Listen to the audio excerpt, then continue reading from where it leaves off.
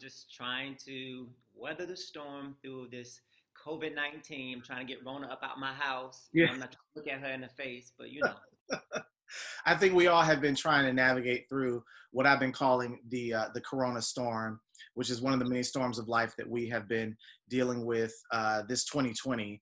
And it's definitely been a time of creativity. I think all of us have had to really fall back and rethink and retool and utilize our creative talents to get us through this pandemic. But some congratulations are in order for you. Your film, Touch and Agree, was selected as one of the films that will be featured at this year's Bronze Lens Film Festival, and that's taking place August 11th through the 16th. And so excited when you sent me the text. I was like, oh, wait a minute, what's going on? What's going on? And then I saw it. I was like, yay! I know, like any opportunity, for things to be seen. Like for me, I still consider myself a newbie in the filmmaking world, but like just to have it screened in the short film category is already huge because last year I won for music video, which I was like, okay, well that's good, but now I'm like short film. I'm like, hey, I'm just trying to climb the ladder, and just trying to stay consistent with Yeah. everything. So. And Touch and Agree was a project that you had been working on for a number of years. So explain to our listeners exactly what this project is about. Yeah, I have been working on Touch and Agree for about 10 years. It started off as a duet, and it was almost like, it's weird because it's almost like me coming out to the world, like, letting everybody know, like, okay, yes, he likes men. But a friend of mine, he challenged me to do a piece about sexuality and with two men. And I was like, okay, that sounds very much in your face, which I wanted to present two men in a loving way without trying to resort of like taking off their shirts and trying to over sexualize this thing. So it started off maybe like in 2010, and then it eventually grew into this larger work, and then it eventually got to be on the second company of Alvin Ailey American Dance Theater, and then I told myself, I would really like to put this on film at some point, and I just wanted to focus on the duet portion of the entire piece. So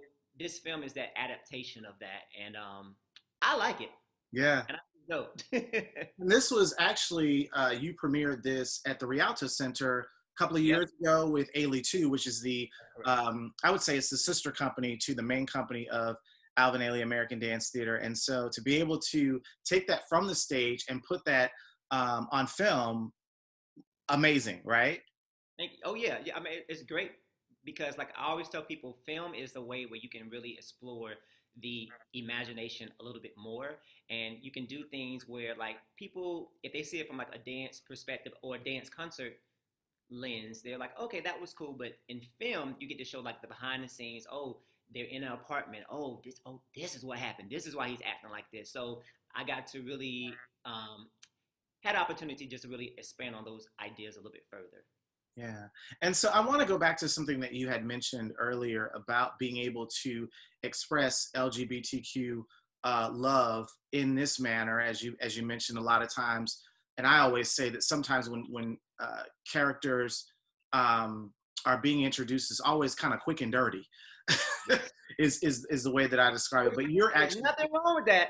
There's nothing wrong with that, but but it I has think to be there are other balanced. ways. Yeah, there are other ways that you can present that. And so that was, as you mentioned, you presented it in a way that there was no sex involved. There was no, things of that nature involved, and presenting it from a different point of view, I'll say. Yeah, and I think the reason for that is because, one, I wanted to have like a good representation of who I am, because I didn't see a lot of that, and I still don't see a lot of it. And I'm talking about love, and love is really multifaceted. It's like this idea of intimacy and what does it look like, and sometimes all that is just me holding your hand. So I really wanted to make sure that those themes were super clear in the film. Any challenges for you taking it from the stage to the screen? We talked about the advantages of being able to do more, and as the viewer, you're able to see more and understand more. But for you, as directing this and choreographing this, were there any challenges? Oh, absolutely. The challenge was like, does it make sense on film? And so, I was fortunate to have a great team. And that's another thing that I'm learning too is that the more that you do these films, you got to make sure that your team is really together and like they're in support of what you're doing. And I think for me, the challenge was just making sure that it came across super clear.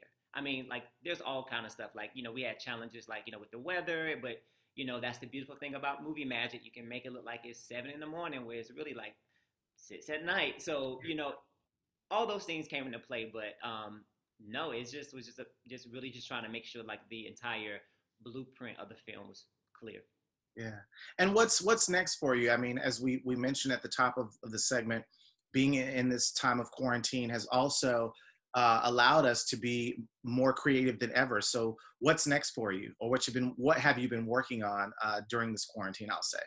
That's a good question, Ray. I think me and all my other artist friends, we have made a pact just to stay creative. And I think if you don't allow that creative spark to burn, then that's when you start to dive in a deep end. But I think for me, I am working on curating an album. And I know you're probably like, what? But like, I am trying to create well, I'm not trying. Let me get that out of the way. I am doing an album that is curated for dance teachers. So creating time signatures and adding music that I like and music that I've actually choreographed to. I am working on that, for the fall. So I thought I would put that, little magic out there, my love of music. And it also gives the audience and like dance teachers a way to have music in your classrooms, especially since we're working in the age of Zoom land. You can have those. Yeah, everything now is moving towards that virtual space. Again, this year's Bronze Lens Film Festival is all virtual. So everything from viewing the films to the various workshops and seminars, even this year's Bronze Lens Award, all of it's going to be virtual. And I had mentioned, I think I was talking to some friends about this year's BET Awards being virtual, and I was like, "Oh my God, this was the best it was, award I show was this like, year." thank God, it was so dope. I was like, and it also introduced us again to why music videos are important. Absolutely, absolutely. So, Juel, let's give our listeners the time and day of when this is going to be showing during the Bronze Lens Film Festival.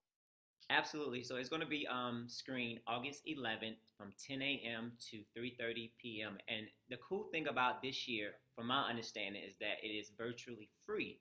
So all you have to do is register, and you can see it under the shorts that are going to be all day. Again, from 10 a.m. to 3:30 p.m. August 11th, and you will see Touch and Agree. And if you see it, make sure you hit me up on Instagram and let me know your thoughts. All right, Juel, thank you so much, and continue to stay safe. Thank you, Ray. Thank you for having me, as always. Thank you for being supportive of everything that I do. Here we go.